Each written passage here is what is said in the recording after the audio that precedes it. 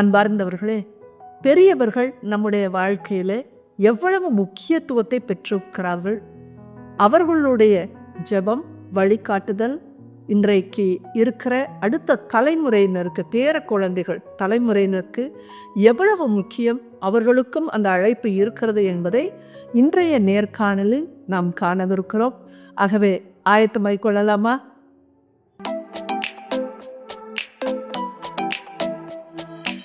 குழந்தையிலுமே எங்கள் அம்மா என்னை திட்டாங்கன்னு வச்சிங்களேன். ஏதோ ஒரு காரியம், சின்ன குழந்தையில சோறு வடிப்பேன், குழம்பு வைப்பேன்.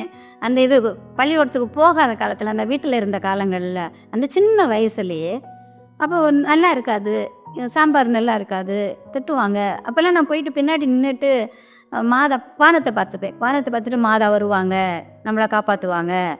ஆனால் அம்மாட்ட வந்து சொல்லுவேன், நான் ஒரு நாள் காட்டுக்கு போயிடுவேம்மா அப்படிம்பேன். அங்கே ஒரு காடு இருக்குது எங்களுக்கு, காட்டுக்கு போயிடுவேம்மா நான் ஒரு நாள் அப்படின்னு சொல்லுவேன். ஆமாம்மா நீ தான் காட்டுக்கு போகிற அப்படின்னு சொல்லி கிண்டல் பண்ணுவாங்க. அடுத்த செகண்ட் அம்மா என்னை கூப்பிட்ட உடனே எதுவுமே சொல்ல மாட்டேன், கண்ணை தொடச்சிட்டு என்னம்மான்ட்டு வந்துடுவேன். நான் அழுதது அவங்களுக்கு தெரியாது, ஆனால் நான் அழுவேன். பின்னால் அம்மா எனக்கு சொல்கிற வார்த்தைகள் எனக்கு ஒத்து வராது, எனக்கு கஷ்டமாக இருக்கும், அழுவேன். ஆனால் நான் அழுகிறது அவங்களுக்கு தெரியாத அளவுக்கு நான் கண்ணை குடைச்சதும் என்னம்மான்னு தான் கேட்பேன். அது எல்லாமே வித்தியாசமாக கடவுள் வழி நடத்தினார். நான் அந்த காலத்தில் நமக்கு ஃபோன் இந்த வசதிகள்லாம் கிடையாது. என்னுடைய அம்மா முதல் குழந்தை அம்மாவுடைய தாய் வீட்டில் தான் பிறப்பாங்க, அப்படி தானே? அப்போ அப்படி தான் என்னுடைய தாயும் கொண்டு போயிருந்தாங்க. என்னுடைய அப்பாவுடைய அம்மா, என்னுடைய பாட்டி என்ன செய்தாங்கன்னா, எனக்கு இந்த பேர் சகாய மேரி அப்படின்னு பேர் வைக்கணும்னு அவங்க விரும்பினாங்க. ஆனால் இவ்வளோ தூரத்தில் இருக்க அவங்க சொல்லி விட முடியாது. கடவுள்கிட்ட மட்டும்தான் கேட்டுட்டாங்க, என் பிள்ளைக்கு சகாய மேரின்னு பேர் வேணும் அப்படின்னு சொல்லிட்டு ஒரு சகாய மத ஃபோட்டோவையும் வாங்கி வச்சு ஜெபம் பண்ணிகிட்டு இருந்தாங்க. அதே மாதிரி தான் எனக்கு பெயர் சகாய மேரின்னு வச்சாங்க. இது எங்கள் பாட்டி வேண்டுதல். ஒரு 15 கிலோமீட்டருக்கு இந்த பக்கம் நடக்குது, 15 கிலோமீட்டருக்கு அந்த பக்கம் என்னுடைய அம்மாச்சி வீடு. அங்கே கோயிலில் பெயர் வைக்கப்படும் போது இந்த பெயரே யாரும் கலந்து ஆலோசித்து வைக்கலை, அவங்களாம் தற்செயலாக சகாய மேரின்னு வைக்கிறாங்க. இங்கே எங்கள் பாட்டியினுடைய வேண்டுதல் அந்த பெயரில் கேட்கப்பட்டது அப்படின்னு என்னுடைய பாட்டி சொல்லிகிட்டே இருப்பாங்க. கண்டிப்பாக பெரியவங்களோட ஜபங்கள் நம்மளுடைய வாழ்க்கையில் அது நிறைவேறிக்கிட்டே இருக்கும். என்னுடைய வாழ்க்கையில் ஒரு சம்பவம் நடந்துச்சு. எல்லாருக்கும் என்னுடைய சாட்சியம் தெரிந்திருக்கும். நான் ஒரு நாள் கொலாப்ஸ் ஆகி நான் ஆஸ்பத்திரியில் அனுமதிக்கப்பட்டு அந்த நிகழ்வில் தான் நான் ஆண்டவரை சந்தித்தேன். ஆனால் நான் எப்போ ஆஸ்பத்திரிக்குள்ள அனுமதிக்கப்பட்டேன் அப்படின்னு தெரிச்ச உடனே என்னோடய மாமியார், நம்ம மதுரை பக்கத்தில் இருக்கிற எடைக்காட்டூர் கோயில், அவங்க இதில் அடிக்கடி போவாங்க. ரொம்ப திரு இருதய ஆண்டவர் மேலே பக்தி கொண்டவங்க. அப்போது முழங்கால் படிட்டு நாங்கள் ஆப்ரேஷன் ஆகிட்டுருச்சு. அப்போ அவங்க ரொம்ப கண்ணீர் விட்டு ஜெபிச்சிருக்கிறாங்க, நீங்கள் எப்படியாவது அவங்களுக்கு திரும்ப உயிரை கொடுங்க, பையன் ரொம்ப சின்ன பையன், என் மகன் என்ன பண்ணுவான் அப்படின்னு சொல்லிட்டு திரு இருதய ஆண்டவர்கிட்ட ஜெபம் பண்ணாங்க. ஏன்னா நான் ஆஸ்பத்திரியில் சேர்ந்தது யாருக்குமே தெரியாது அந்த நேரத்தில். ஸோ ஆஸ்பத்திரிக்கு போனதுன உடனே என் வீட்டுக்காரர் அவங்க அம்மா கூப்பிட்டு சொன்னது ஒரே ஒரு ஆள்கிட்ட தான். அவங்க தான் அந்த ஆப்ரேஷன் நேரம் முழுக்க இந்த சைடில் முழங்கால் போட்டு ஆண்டவர்கிட்ட ஜெபம் பண்ணது. இது அவங்க ஜெபம் பண்ணாங்க. அதுக்கப்புறம் எனக்கு ஆப்ரேஷன் நல்லபடியாக முடிஞ்சிச்சு, நான் வெளியே வரேன். ஆனால் பாருங்கள், டாக்டர்ஸ் 6 மாதம் பெட் ரெஸ்ட்டுன்னு சொல்கிறாங்க. ஆனால் நான் ஒரே மாதத்தில் வெளியே வரேன், பைபிள் வாசிக்கிறேன். 3ஆவது மாதம் நான் வெளியே வர ஆரம்பிக்கிறேன். அப்போ எங்கள் அத்தை சும்மா எதேச்சியாக சொல்கிறாங்க, நீ வரியா அந்த கோயிலுக்கு அப்படிங்கிறாங்க. உடனே நான் அந்த கோயிலுக்கு வரேன். எனக்கு அது வரைக்கும் பிரசங்கமோ சாட்சி சொல்கிறது இதெல்லாம் எதுவுமே நான் பார்த்ததும் கிடையாது, நான் கேட்டதும் கிடையாது. அப்போது நான் எடைக்காட்டூர் கோயிலில் நிற்கும் பொழுது அங்கே 1-2 பேர் சாட்சியம் சொல்லிகிட்டு இருக்காங்க. எனக்கு இந்த மாதிரி சுகமாச்சு, நன்றியர்கள் சொல்லிகிட்டு இருக்காங்க. எனக்கு அதுவே புதுசு. நான் சும்மா அப்படியே பார்த்துட்டு இருக்கவங்க திடீர்னு என்ன பண்ணுறேன், எங்கள் அத்தைகிட்ட நானும் போய் சாட்சி சொல்லலாமா அப்படி கேட்குறேன். எங்கள் அத்தைக்கு நல்லாவே தெரியும் நான் இதெல்லாம் செய்ய மாட்டேன் அப்படின்னு சொல்லிட்டு, அதனால் அவங்க ரொம்ப ஆச்சரியப்பட்டு, இப்போ போய் சொல்கிறேங்கிற, கேட்டுப்பாரு அந்த பக்கம் போய்.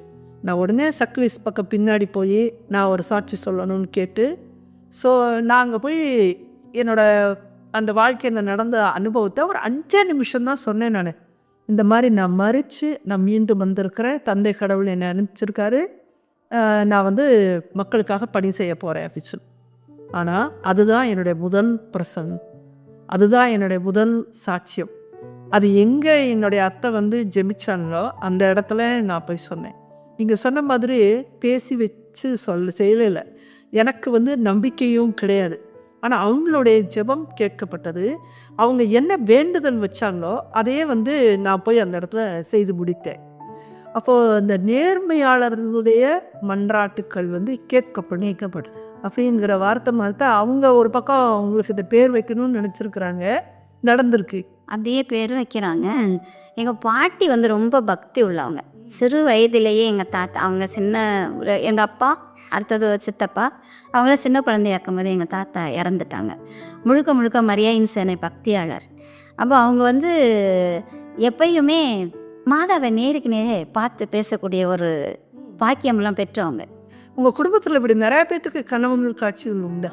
ஆமாம். அவர்களே வேற யாருக்கெல்லாம் உண்டு? அம்மாவுக்கு உண்டு, தங்கச்சி உங்கள் தங்கச்சிக்கு உண்டு. தங்கச்சிக்கு உண்டு. எப்படி இப்படி குடும்பமாக எல்லாருக்கும் இந்த காட்சி வரம் கிடைச்சது? அது எங்கள் பாட்டி என்னுடைய ஜெபம் நான் நினைக்கிறேன். அவங்க ஒப்பு கொடுத்து எல்லாம் எப்பயுமே ஜெபிப்பாங்க. அப்போ அவங்களுடைய ஜெபம் எப்படி அவங்க சொல்லுவாங்க, நான் வந்து ஆண்டவர் இறந்த நாளில் தான் இறப்பேன் அப்படின்ட்டு தெளிவாக சொல்லிட்டு இருந்தாங்க. ஆண்டவர் இறந்த நாள், அதாவது பெரிய வெள்ளிக்கிழமை, பெரிய வெள்ளிக்கிழமை இறப்பேன்னு சொல்லிட்டு இருந்தாங்க. அதே மாதிரி தான் அவங்க பெரிய வெள்ளிக்கிழமை தான் இறந்தாங்க. எங்கள் பாட்டி பெரிய வெள்ளிக்கிழமை தான் என்ன விதமான ஜெபம் உங்கள் பாட்டி எப்பவும் செய்வாங்க? எப்பயுமே குருக்களுக்காக ப்ரேயர் பண்ணுவாங்க, கன்னியர்களுக்காக ப்ரேயர் பண்ணுவாங்க. நான் ஏன்னா எங்கள் பாட்டிகிட்ட தான் நான் உறங்குவேன், தூங்குறது எங்கள் பாட்டிகிட்ட தான் உறங்குவேன். அப்படியே தலையை அப்படியே நீவி விட்டு ப்ரேயர் பண்ணிவிட்டு நிறைய ப்ரேயர் பண்ணுவாங்க. அவன் முடித்த பிறகு நான் ஒன்று 2 கேள்வி கேட்கணும்னு நினைப்பேன், ஆனால் நான் தூங்கிடுவேன். ஆனால் ஒரு நாள் கம்பல்சரி முழிச்சிருந்து நான் கேட்டேன், என்ன பாட்டி ஆலங்கட்டி ஆளல்ல பறக்க அரசல்ல பறக்கன்னு சொல்கிறீங்களே அப்படின்னு சொல்லி கேட்டேன். அப்போ அவங்க ஒரு ஜெபத்தை எனக்கு சொல்லி கொடுத்தாங்க. சேசு மரி சூசை துணை அப்படிங்கிற ஒரு ஜெபத்தை சொல்லுங்களா எங்களுக்கு? சேசு மரி சூசை துணை, சேசு மாதிரி சூசை துணை அப்படிங்கிற ஒரு ஜெபம். அது இப்போ எனக்கு டக்குன்னு வர மாட்டேன். ஓகே. ஏன்னா துறவியாக வந்த பிறகு கொஞ்சம் இந்த மற்ற ஜெபங்கள் ஆன பிறகு அந்த ஜெபத்தை நான் தொடர்ந்து இல்லை. அதுதான்.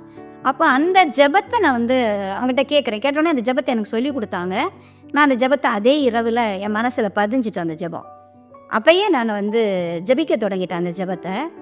அப்புறம் எங்கள் பாட்டி இறந்துடுறாங்க, ஒரு கட்டத்தில் இறந்துடுறாங்க. அதே பெரிய வெள்ளிக்கிழமை இறக்குறாங்க. 1:30 மணிக்கு அவங்க உயிர் போகுது. நான் வந்து அப்போ 10th standard exam public exam முதல் நாள் முடிஞ்சிருக்குது. அப்போ எங்கள் சிஸ்டர்ஸ் என்னை விடலை, ஏன்னா பெரிய வெள்ளிக்கிழமெல்லாம் முடிச்சு போ அப்படின்ட்டு என்னை லீவுக்கு விடலை. அதனால் அப்பா இங்கே ரொம்ப சீரியஸ் இருக்கிறதுனால என்னை வந்து கூட்டிகிட்டு வந்துட்டாங்க.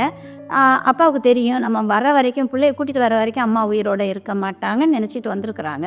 உடனே நான் வீட்டில் இறங்கின உடனே போய் உன் பாட்டியை பாரு அப்படின்னாங்க எங்கள் அம்மா. நான் உடனே பேக் அப்படி போட்டுட்டு போன உடனே எங்கள் பாட்டி அப்படியே கடைசி நிமிடம் கண்கள் அப்படியே தண்ணி அப்படியே வடியுது. 2 பக்கம் என்னை பார்த்தோன்னே தண்ணி வடியுது. எல்லோரும் சொல்கிறாங்க, சகாயம் வந்துட்டு அப்படின்னு சொல்கிறாங்க. கேட்டவங்க அப்படியே கண்ணீர் வடிச்சிட்டு அப்படியே நான் பால் ஊற்ற சொல்கிறாங்க. பால் ஊற்றுறேன், எதுவுமே பேசலை, அப்படியே கண்ணு மூடிட்டாங்க. அப்புறம் அவங்க இறந்த பிறகு தான் இன்னும் சில விஷயங்கள் நிறையா பட்டது. 40 நாட்களும் எனக்கு ஒவ்வொரு வாரமும் எனக்கு கனவுல வந்தாங்க. தொடர்ந்து ஒவ்வொரு வாரம் ஒரு நேரம் வருவாங்க. ஒரு வாரத்தில் ஒரு நாள் கனவுல வந்துடுவாங்க. ஒவ்வொரு வாரமும் சாதாரண நிகழ்வுகள் தான். ஒரு நேரத்தில் பாட்டி அங்கே இருப்பாங்க. நான் வந்து விளையாடுறதுக்கு பாட்டி கண்ணை மறைச்சிட்டு ஓடுவேன். பாட்டி கூப்பிட்ருவாங்க. அதனால் பாட்டி கண்ணு தெரியாமல் ஒரு நிகழ்காலத்தில் நடக்கிற மாதிரியான விஷயங்கள், அந்த விஷயங்கள் அப்படி அதை பார்க்கும்போது என்ன நினைப்பீங்க? பக்கத்தில் மற்ற நேரங்களில் அதை நினச்சி பார்க்கும்போது என்ன நினச்சிங்க? நினச்சேன்னா, ஐயோ நம்ம பாட்டி அப்படி ஏமாதிரி நான் போனேன் இல்லையா, அதே தானே எனக்கு கனவுல வருது. லைஃப்பில் நான் நடந்தது. பாட்டி கூப்பிட்ருவாங்க, நான் பிள்ளைகளோட விளையாட போக முடியாது அப்படின்னு நினச்சது இப்போ நான் கனவுல பார்க்குறேன். அதெல்லாம் போயிட்டு இருந்துச்சு. கடைசியாக 4வது வாரம் எனக்கு வந்து பாட்டி அப்படியே மேலே அப்படியே எழுப்பி எப்படி போகிறத நான் பார்க்குறேன். அப்படியே போகிறாங்க. போயிரும்பா நான் கேட்குறேன், ஒவ்வொருத்தராக இறந்தவங்களெல்லாம் கேட்குறேன், பாட்டி தாத்தா மோட்சத்தில் இருக்கிறாங்களா, அகுஸ்தீன் மோட்சத்தில் இருக்கிறானா, அத்தை மோட்சத்தில் இருக்கிறாங்களா இப்படி நான் கேட்குறேன். அவங்க இருக்கிறாங்கன்னா அவங்க போகலை, ஆனால் என்கிட்ட சொல்லிட்டு போகும்போது இருக்கிறாங்கன்னு தான் சொல்லிட்டு போனாங்க. அப்படியே போனாங்க, மேகத்தில் மறைஞ்சா. அதுக்கு பிறகு இன்ன வரைக்கும் எங்கள் பாட்டி எனக்கு கனவுல வந்ததே கிடையாது. போகிறது வரைக்கும் உங்களுக்கு கனவுகள்? அந்த 4 வாரங்கள் எனக்கு கனவுல வந்தாங்க. இந்த 4வது வாரம் மேகத்துக்கு மேலே போனாங்க. அதுக்கு பிறகு நான் கனவுல பார்த்ததே இல்லை எங்கள் பாட்டி. இன்றைக்கி இந்த செய்தியின் மூலமாக உங்களுடைய அழைப்பும் கூட நிறைய ஆசை போட்டிருப்பீங்க. நடுவில் என்னுடைய அழைப்பை பற்றி பேசணும், மூதாதையர் எவ்வளோ முக்கியம் நம்மளுடைய வாழ்க்கையில். அந்த பெரியவங்களுடைய ஜெபம், வழிகாட்டுதல், அன்பு, அவங்களுடைய அந்த கேரிசம், கண்டிப்பாக அவங்க பாட்டியோட ஜெபத்தில் வந்து அவ்வளோ ஒரு கேரிசம் இருந்ததுனால தான் உங்கள் குடும்பத்தில் நிறைய பேர்த்துக்கு வந்து காட்சிகள், கனவுகள் அதெல்லாம் அது அவங்கக்கிட்டேருந்து வந்தது, மூதாதையரிடமிருந்து வருகிறது. ஒரு பெரியவங்களுடைய ஒரு ஜெப வாழ்க்கை, நேர்மையான வாழ்க்கை எப்படி வந்து அவங்க குடும்பத்தை மட்டுமில்ல பேர பிள்ளைகளையும் வழி நடத்துகிறது. சிஸ்டரோட சாட்சியத்தில் வந்து அவங்க பாட்டு எவ்வளோ பெரிய ரோல் அப்படிங்கிறத இன்றைக்கி நம்ம கேட்டு விட்டிக்கோ. கண்டிப்பாக இந்த ஒரு வயசாயிடுச்சு, நமக்கு என்ன வாழ்க்கையில் இருக்குதுன்னு நிறைய பேர் வந்து 50 வயசுக்கு மேலே சலித்து கொள்கிறோம். ஆனால் நமக்கு கடமை இருக்குது, நம்மளோட பேர பிள்ளைகளை ஞானத்தில் வளர்க்குறதுக்கு. இல்லையா? கண்டிப்பாக. ஆமாம், ஒரு டைமாக ஒரு பெரிய பொறுப்பு இருக்குது பெரியவங்களுக்கு.